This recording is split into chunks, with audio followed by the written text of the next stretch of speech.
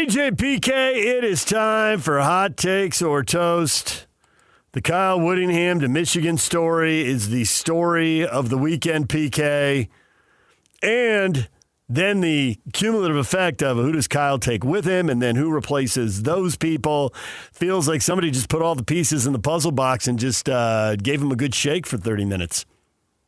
Yeah, I actually think the Kyle Whittingham story is the biggest sports story of the entire 2025 calendar year. There is nothing that is anything bigger than this. And it comes right at the end, obviously. But here we are. It's a situation that played out somewhat expectedly on the first portion of it, meaning that he stepped down, right? But once we all got word that he wasn't going to officially retire, doing my research, thinking, okay, if Dillingham is sort of like the last guy that is an up-and-comer that has some form of credibility, if he decides to stay in Tempe because of the pull of his family, his sister literally lives next door to him. He posted a picture of handing over Christmas dinner to his sister over the fence, kind of joking, see, I told you this is the way I stayed. And it's political, telling recruits, hey, I'm not going anywhere. This is one of the reasons why. But once that happened, it's like, okay, Michigan is going to show some serious interest in Kyle because they are a program that needs to win at the highest level in order to be successful. And that includes hiring a brand name coach. Kyle's a Hall of Fame coach, right? I think we'd all agree with that. His credentials are such, being what they are, and the universal respect. It's like I've been saying for years, because he treated the media so well. If you had any connection with him, you couldn't wait to go to Twitter, the John Canzanos of the world, telling you, I know him, he's my guy, and I love him, right? So it was universally praised, and just a matter of, did he want in? And clearly he does, and here we are. Now there's going to be fallouts. The story, as you say, DJ, has about 15 different layers, and I think there's going to be fallouts as far as both BYU and Utah in terms of coaches leaving, and then Scally and Kalani are going to have to pick up the pieces. And another layer, as I ramble on here, is that, man, we thought 3 weeks ago, okay, BYU set. Well, you're never set in college sports. Boom, there it is. Some time, yep. Man, it just changes dramatically, literally from week to week sometimes. And I know then the fallout can go to players, and everybody's intrigued by the transfer portal and who's going where. And coaches will get blamed/credited depending on fans' allegiance. But it's what you just said. This happened all the time. Last year, BYU got a run stuff and defensive tackle from Utah, and Utah got an outstanding pass rusher from BYU. So this stuff has already been going on. It's the new world order. At least in college football, they're not getting guys out of the NFL and the CFL right now. So we got that. I mean, we got that level of stability. But other than that, it's game on. Yeah, if there's some form of G League or two-way contract or European League in which those guys over there, whoever, European football players don't really exist to the level of basketball. Obviously, you look at some of the European players are no longer an oddity in the NBA. They're phenomenal players, and they're going to continue to come over in waves as their ability allows them to. So you got that issue over there in football, right? And I do think some guys are going to go. I mean, I really don't understand how Jay Hill would not go. There's no future for him to be a head coach at BYU. He's literally the same age. He and Kalani were born in the same year, 50 years ago.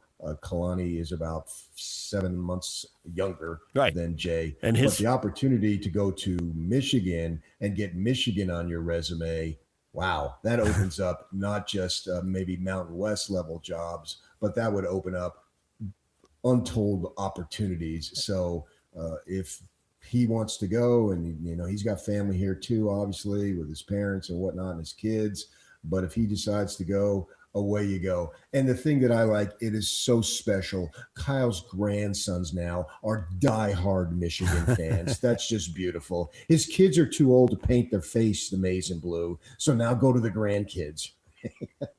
Well, he said he dropped the line about they've already changed the plays they play in their computer games. They're all Right. So they've been hardcore Michigan fans for a good 3 days now. he had a good line about that when he's asked if he hated Ohio State. I guess I do now. I actually read some of the comments under that, and there were Michigan fans upset. He's not from here. He doesn't get it. And there was one fan who's like, we know he's not from here. Give him time. He'll hate them. Don't force it on him. Let it come naturally. It was pretty funny, actually. Well, it's not about hating them. It's about beating them. It really is. I mean, yes. That's really all that matters. And so every team that's in front of him, he's going to hate in that particular week. So I'm not really concerned about that. It is different. He's not a Michigan guy. Rich Rod was not a Michigan guy, and it didn't work. So what's it going to be? I don't think it's a slam dunk that it's going to work at there. I mean, they could lose Bryce Underwood. I know that he had a 45-minute meeting with Bryce Underwood, but Bryce Underwood, who's a star quarterback, may be thinking, well, let's take a look and see all the quarterbacks that were drafted under Kyle Whittingham at Utah. That would be nobody. Right. I mean, obviously, Tyler Huntley has made the NFL, so we'll see about that and what Underwood wants to do. And, Kyle's not going to change his philosophy. They're going to hand off, and they're going to play stout defense, and they're going to have a good offensive line, and they're going to have good running backs. I mean, at 66 years old, obviously he's not going to change. And some people are worried about 66 years old. Well, Urban Meyer was much younger, and he still only gave you 2 years. What's the difference? The age. How long can you give me in terms of how good you can be? That's what matters. And so from that perspective here, can he give them good 3, 4, 5 years? It could play out a little bit down the line in recruiting, because if you're not going to be here, but nobody is guaranteed to be anywhere come every single January. I mean, this is the situation throughout the sport. So that even doesn't matter as much as it did. And away we go. And, if you're a Ute fan, you have I'm talking to some Ute fans and some people that aren't just casual Ute fans, but some people who have leadership positions, exchanging texts and whatnot, and they're upset. They think that Utah bungled this. I'm not so sure. I'm not going to come on here and just crack on Mark Harlan and say this is failed leadership, because I don't believe it entirely is. And Kyle took some ownership on this by saying, I was the one who talked about retirement. I answered the questions. Mm-hmm. So if you're Mark Harlan and your leader of your football program is talking about retirement, you create a plan, and then things change. Mark Harlan's plans and ideas and all didn't change. It was Kyle's who's changed. So before we just dump on Mark, I'm not sure that's entirely fair.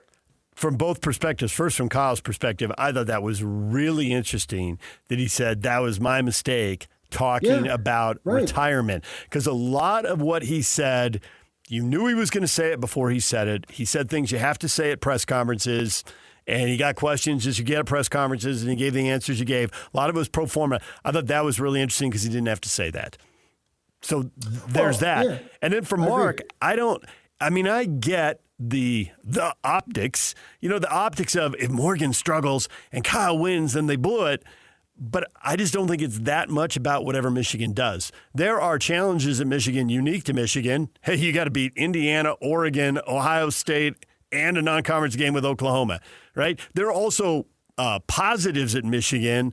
I mean, their history, their money, my gosh. I mean, he was already calling for Tom Brady. I haven't heard from Tom Brady. I guess he's busy. Yeah, he wants Tom Brady to help him recruit. What Michigan coach wouldn't?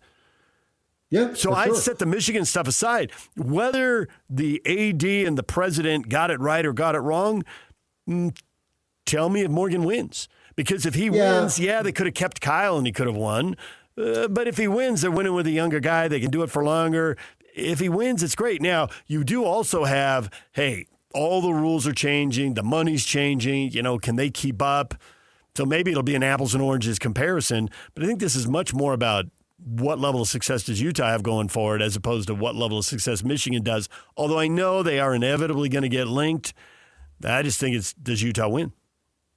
Well, the pressure is ramped up on Morgan Scalley. He is stepping into an inferno, not just a mild fire, but a raging wildfire now. And in a sense, I feel bad for him. I talked to him a little bit. I said, hey, dude, I got full confidence in you. But he is going to be a rookie head coach. Yeah. And I think of one of the things that Majerus used to say, and I know it's old time now, but he was a big influence on me. And he said the biggest leap, and this is college basketball, obviously, when you see the reference that I make, the biggest leap any coach will make is taking that 1 foot to his left.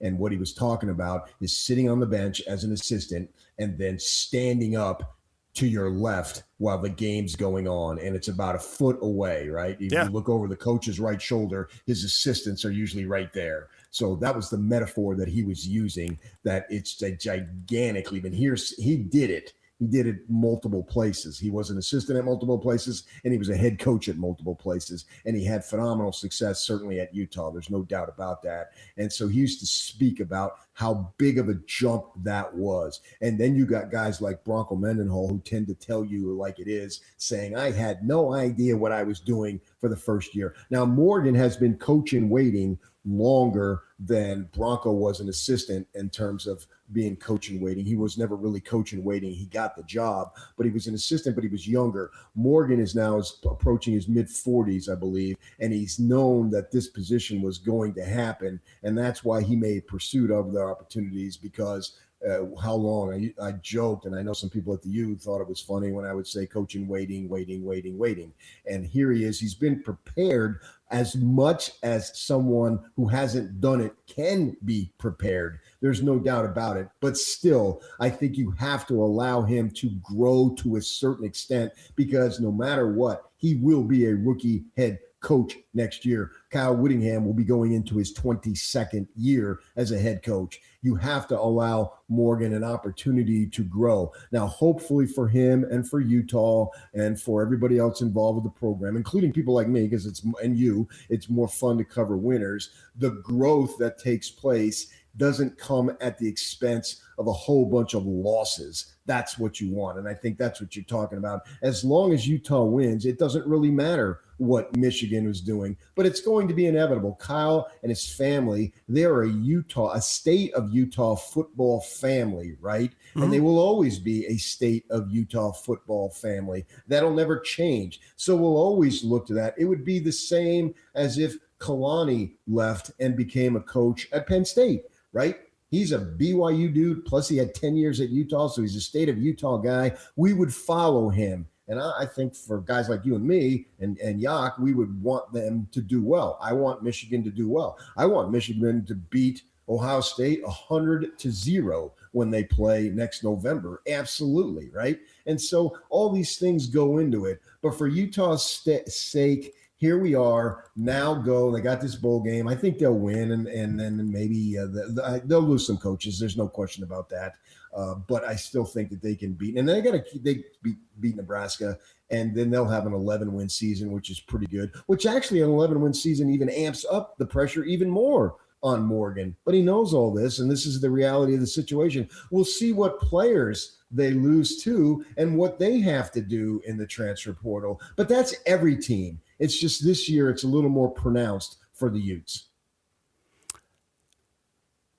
I think that, Morgan obviously is going to have to put a staff together here, and he's going to lose some guys, but he was always going to have to do that at some point. It's just everything seems to be getting accelerated now, and I totally agree. I mean, the moving one seat over is more basketball talk, but Kyle Whittingham, when he coached his first game as a head coach, started his press conference with, man, these games are long, because he had to be dialed into every offensive play and he had to be dialed into every special teams play. And when you're a defensive coordinator, you turn around to talk to your guys, you go into a different mode.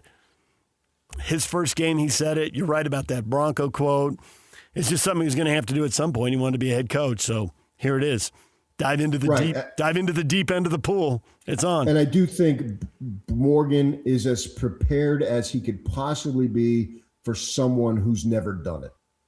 All right, DJ and PK, it's 97.5, the KSL Sports Zone. Steve Cleveland joins us at the top of the hour. And then Yogi Roth at 9 o'clock. He used to cover the Pac-12. He's still covering USC, UCLA, Oregon, Washington. Who better than talk Michigan and Big Ten football with? Yogi Roth is here at 9. Stay with us.